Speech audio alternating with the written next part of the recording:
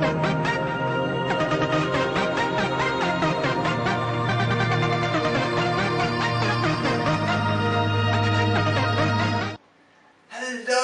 and in this video I'm going to be showing you how to stabilise some bogwood, driftwood, whichever wood you have. And to do that it's really quite simple. You only really need 4 key components, two of which you actually need. The other 2 are tools to prepare it and get it all ready so it doesn't fall over in your fish tank. So let's crack on with that then, guys. Yay! So these are the 4 main components. You have some suction cups which have a little nozzle that the next item, airline tubing, can clip into. And that will soon become apparent why you need them. And then you need airline tubing. It's quite a bit here, you won't need this much. They're the 2 but they'll actually go in your fish tank. And then the tools, you need some scissors, snip, snip, snip, and a lighter, preferably over matches, because you can control how long the flame lasts and where it is.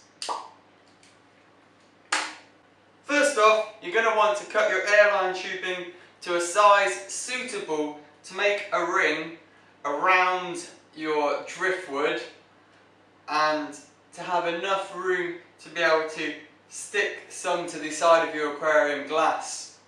So for this demonstration I'm only going to do a small ring, whereas the ring I actually have in my fish tank holding my driftwood up is maybe, say, about this big. So what's that, about 5 inches in diameter. So we'll cut that off. There you go. Now this is where the lighter comes into play, and you want to be careful with this bit because you're actually going to be melting plastic and that causes toxic fumes and it's really not very good, so you want to be as quick as possible in this next step. So what you want to do is, I start off by holding the 2 ends together with your fingers well far apart so you don't burn them, and then with the lighter melt the 2 ends together. You don't want to keep the flame on it, otherwise it's just going to actually catch fire. So when they start to go soggy and blend in with one another, take the lighter off and push them together, and that's going to actually melt the 2 sides together so they become one. You want to keep them together a few minutes, maybe not a few minutes, but about 30 seconds until you know it's set and it's not going to come apart. So there we go. That's them 2 joined together without the need of any glues or anything like that, but can potentially be harmful towards your fish. The next step is, once you have the airline tubing all sealed off, you then want to attach a suction cup onto it. So simply clip it on, and there we go.